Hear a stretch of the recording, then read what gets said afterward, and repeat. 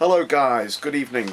This is episode 3 of davidhugef1 video blog. Tonight we're looking at the launch of the E21, the Lotus 2013 Formula 1 car. So here is a picture of it. You can see all 5 drivers. There's Kimi, who has a lovely new hat. Maybe doesn't look as good as last year's, but I'm still going to get one. As you can see, it's got red underneath the peak. Next to him is Romain Grosjean. He's the guy that crashed last year and got banned for a race. Wasn't very good. Then we've got David Valesky as the 3rd driver.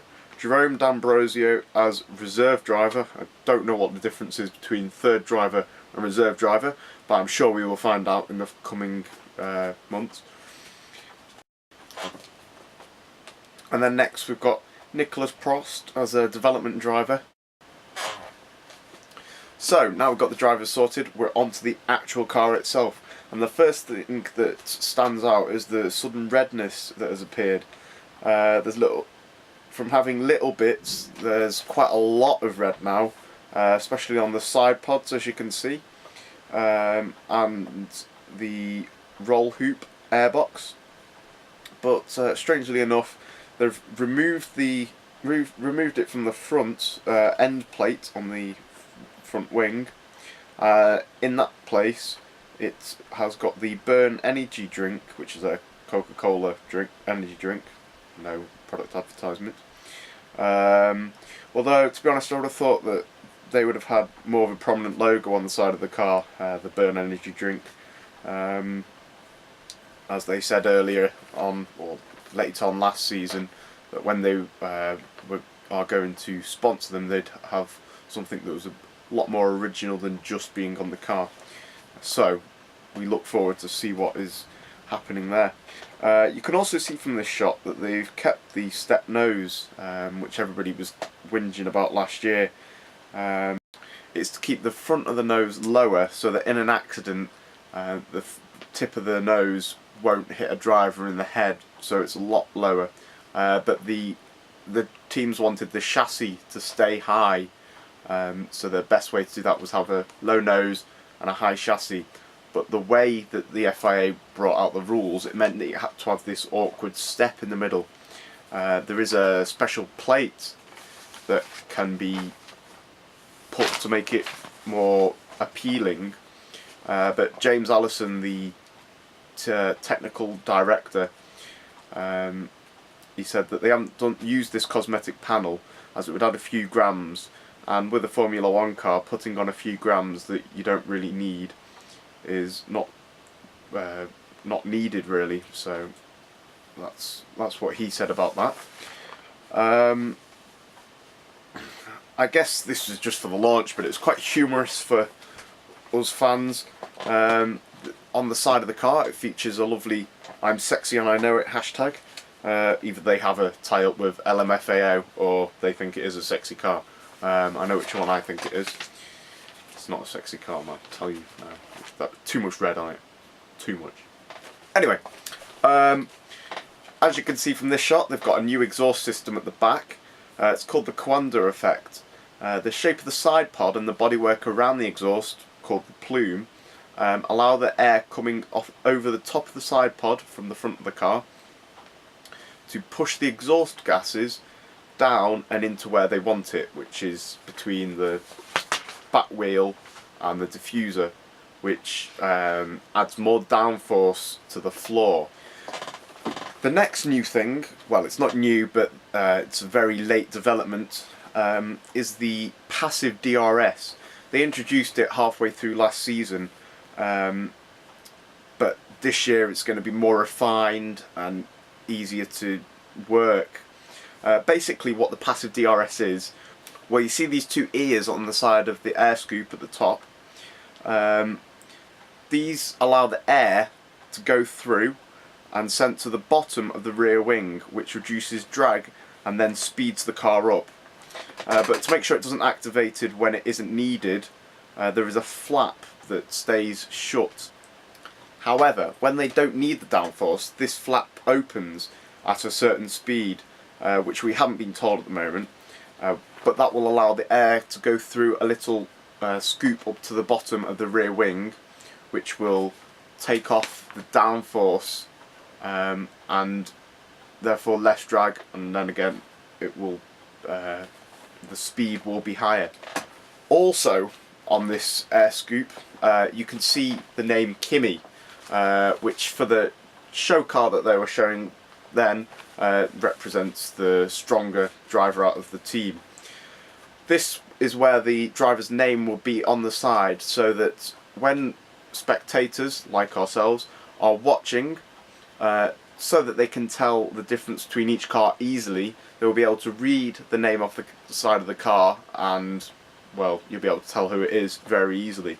So that is a new addition.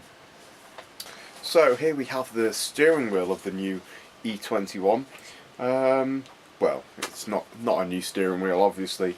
Lotus put this picture on Twitter closely after the launch, taking the mickey out of Kimi Räikkönen, and basically these are the buttons that he should do, or he should have on his steering wheel. Right, there's a mute button for irritating race engineers, linking back to the yes, I know what I'm doing. Yeah. Was an ice cream button. You know, Kimi loves ice cream. Was it the 2009 Malaysian Grand Prix? There was such bad floods, they had to red flag the race. There was a possibility that the race could go on, but even so, Kimi got out, got changed, went and had an ice cream. Fortunately the race didn't carry on, but that's where the ice cream joke for Kimi's come along.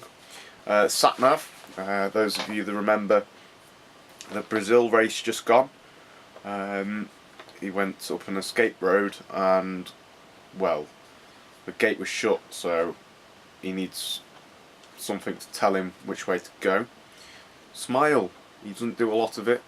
That would be a good button, you know, just seeing a big smile, cheek to cheek. The tweet button, now that would be pretty cool. There was some NASCAR driver that tweeted while he was driving, Formula 1 driver tweeting while he was driving. I can see that's the sort of thing Lewis Hamilton would do.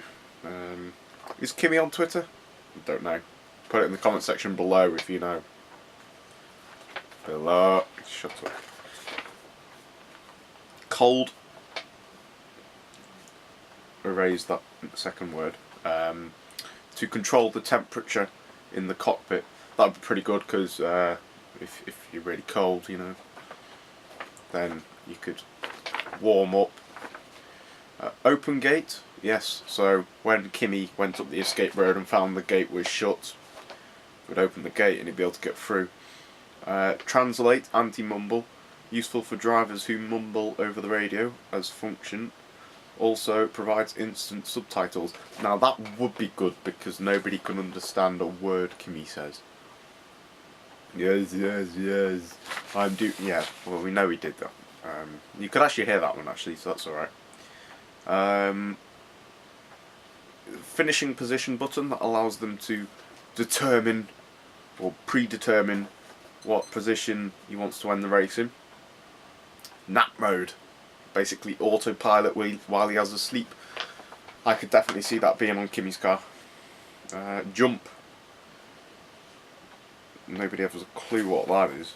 There's a call mum button. He can instantly connect to his mother's mobile phone for a quick chat. That'd be good. Deploy Angry Birds. Well, obviously Kimi is sponsored by Angry Birds. No product promotion here. So that would be quite cool. Launch the Angry Birds at certain cuts. They should make a new Formula Angry Birds. I can see that happening. Like button for Facebook and keeping up with the social media stuff. And there's a Jensen button.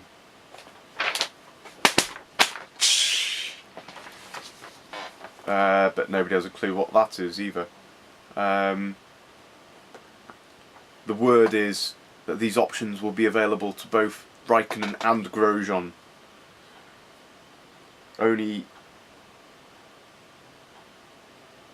Oh, so it's not just in qualifying and races, it's the whole weekend. That's pretty good. But yeah, so that seems like a good steering wheel. Yeah, let's see whether that is an actual one. That would be pretty cool. So that's really it that we can talk about now at the moment of the E21. Aesthetically, it does look okay. Maybe a bit too much red for my liking. Step nose, we've got used to it. I personally think it looks alright. Overall, it's a very nice car. So that brings us to the end of the E21's review. So, today I'm going to add a new feature, which is a quiz. Yeah, we all like quizzes. So I will ask you a question, and then you write in the comment section below. Yeah, that may have got old already, but I don't care. So I will ask you a question, and you reply in the comment section. First person to get the answer right will receive... What's it say here? Oh yeah, pride. And a hug if I know you. So yeah. So today's question is, who won the first ever Formula 1 World Championship? Who won the first Formula 1 World Championship? I'm sure it's not that difficult. You can Wikipedia. No, don't Wikipedia. No, knowledge. Yeah. Okay. No Wikipedia. So that brings the end of today's episode. Thank you for watching. Please subscribe on here, like on Facebook, follow on Twitter, do whatever you have to do. If you have any questions or suggestions, feel free to put them in the comment section below. I won't bother doing that below thing. You might as well below.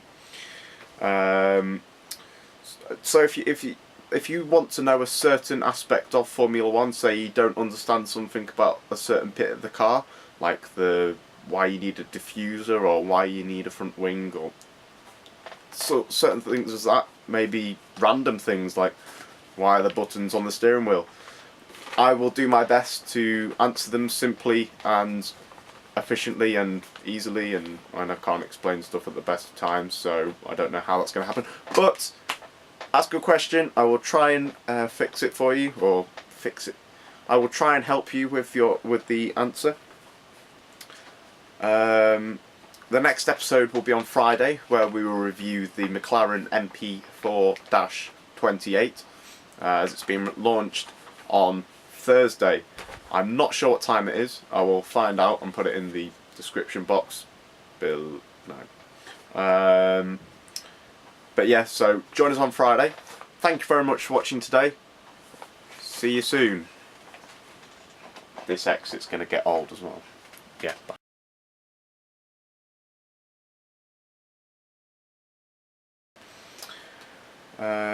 So, yep, as you can see from this picture,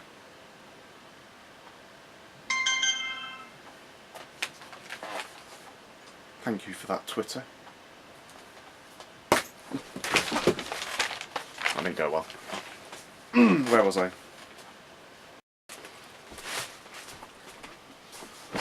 Oh.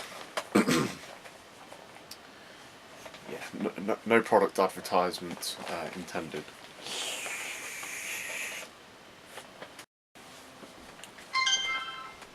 Oh, get lost, you... Again.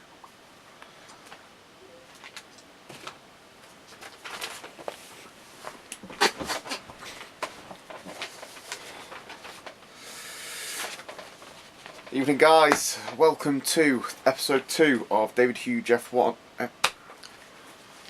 Grosjean on there, and then... You alright? Oh, are you doing a... Sorry, I didn't know that. It didn't say anything on the door, did it? Yes, that's because everybody rubs it off.